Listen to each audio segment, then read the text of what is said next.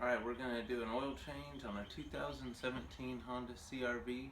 This is a EXL model. The LX has the older 2.4 liter naturally aspirated engine, and the EX and above have this new 1.5 liter turbo. And so we're going to show how to do an oil change on that. So this is what the engine bay looks like on this one with the 1.5 liter turbo. Everything is from the bottom, so we're gonna have a jack on either side. Once we get it, those will be the spots for the jack stands on both sides, and so there is a spot in the middle to jack this up on. So I'll show you that in just a moment. Okay, so underneath the car, behind this plate from the front, coming from the front towards the back, you have to have a jack that'll go way back under your car, and then there's your jack point that you'll see right there where the jack is under it right now, getting ready to push up on that metal. There's a nice hole cut out in the trim so that you can jack up the front right there.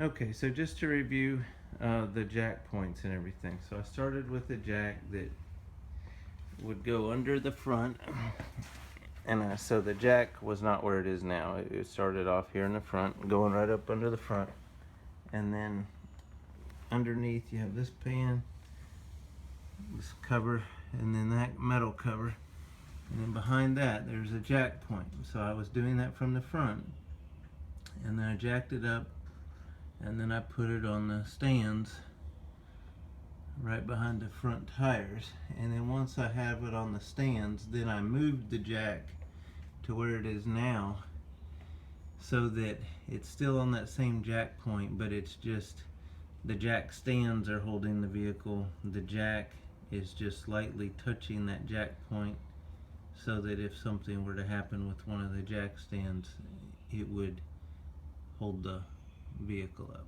So I'll just show you from the side there. Basically, this is how it looks on the side, as the jack was able to fit in that way. So that jack point is a long ways under the car, as you can see.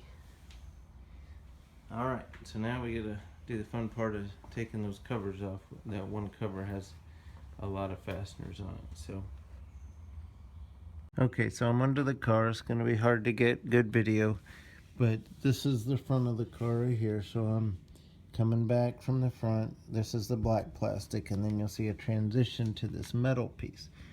Well, this metal piece is what needs to come off. You can barely see through this hole right here. That's my oil filter, right up there, that blue thing. So if you'll notice, the fasteners that are used are different. So like there's, one like that. There's coming around here, one like that. And so there's all sorts of different fasteners going along this perimeter here. As you'll see, there's one. There's one there. So now we'll come back around. There's one there. One there. One there. And then here in the middle, looks like the black plastic connected to it. I'm probably gonna have to use to take this one right here and this one right here. So those have to come off. Okay, so this is the front of the vehicle. Just a quick little thing about this pan, okay? The pan was, for the most part, easy to get off. That's the silver metal pan removed, okay? So now I'm gonna get under here and kind of turn around where, so there's our oil filter. But I do wanna say that the very last screw I took off, which is the one all the way in the back, it was a Phillips head. I had to use an impact driver. It went right here, the very last one in the back. Everything else came off so easy. This one wouldn't budge. I had to use an impact driver. So if I wouldn't have had one, that one would have been tough. The other ones I've never seen before. This may be a Honda thing I'm just not familiar with. But a lot of the screws look like this, and you just turn them a quarter turn and they fall out. So they're not like regular screws. There was several of those holding that pan up. All total in the pan, 1, 2, 3, 4, 5, 6, 7. Looks like, what was there, 11 in there? 1, 2, 11 screws to get the pan out, but it wasn't bad because most of them were just a quarter turn. So there's the oil filter we'll be removing, and then this right here you'll see a label. It says engine oil, so it lets us know that's our engine oil. So there's our engine oil drain plug right there. So that's what we'll be doing, draining the oil there, taking that filter off right there. From the top of the engine bay, this is the dipstick to check the oil level.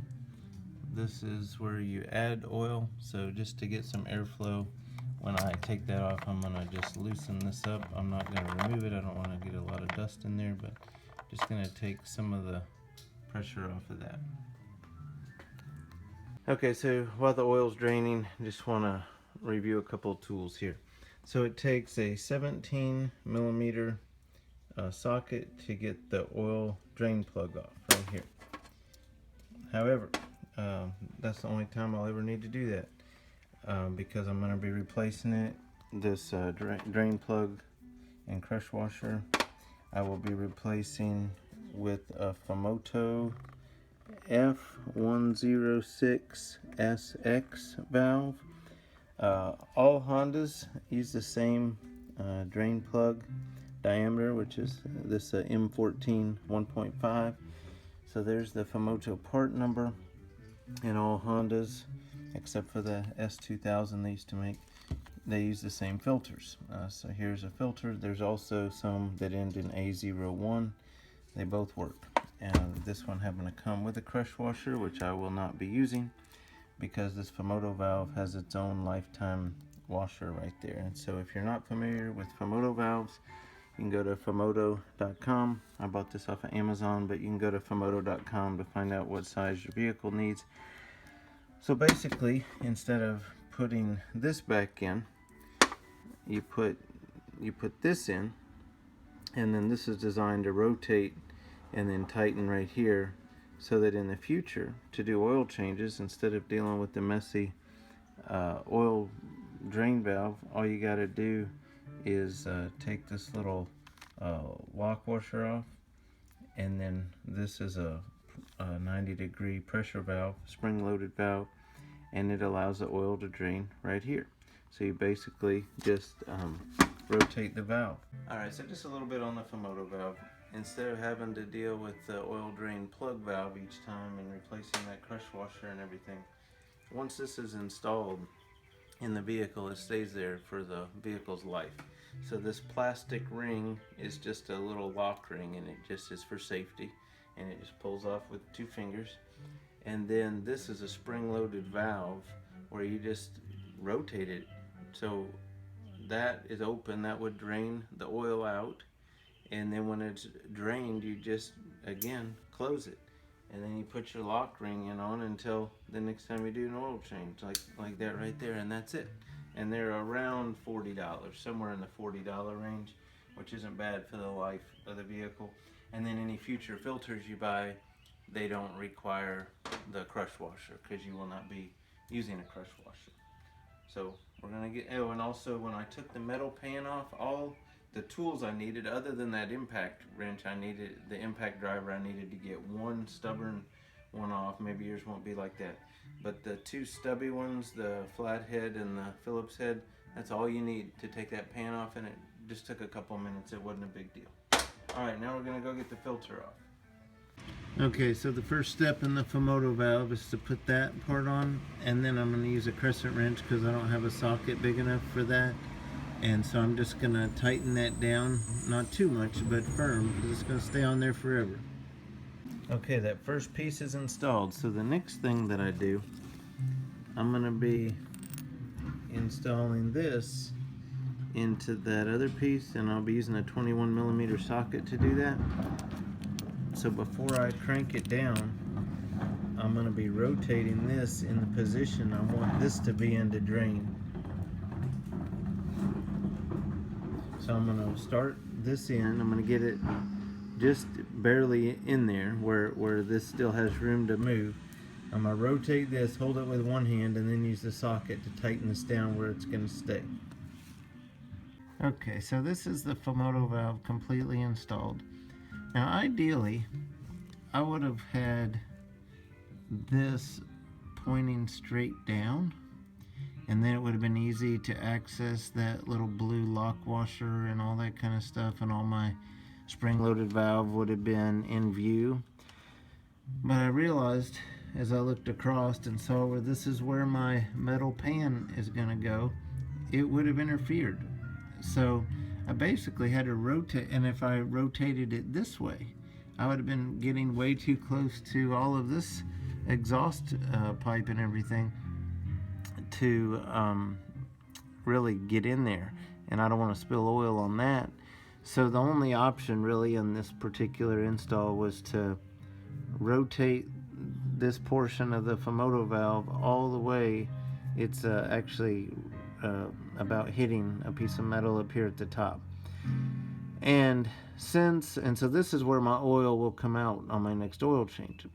So what I did, I've never used the plastic lock washer, the blue one. So I just removed it. I've been using these Fumoto valves for years without that. I've never heard of one failing, especially when they're protected by a metal plate. There's no way anything can magically get up there and rotate a spring-loaded valve 90 degrees. So the handle to my valve is right here. So the next time I change the oil, I will simply push in on that, rotate it up.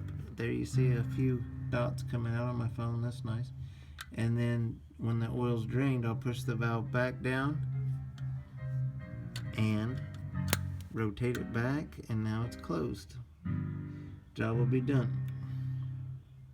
Okay, now I'm going to change the filter. This is a oil filter wrench I decided to buy since it fits all Hondas. Got this off of Amazon. You can see the part number there.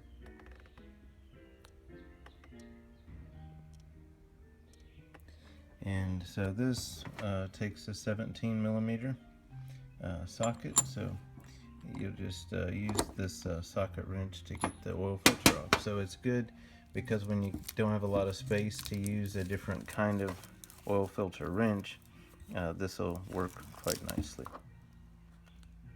Alright, the capacity is 3.7 quarts of 0W20, so I bought this AMSOIL Signature Series. I bought 4 quarts, and you can use any synthetic 0W20 pretty much. There's some, just read the owner's manual, but basically all of the newer Hondas take the 0W20 fully synthetic, and this is as good as you can get. So we're getting ready to do the oil filter. Just gonna fill that up a little bit, and then get a little bit of clean oil on the rubber ring here.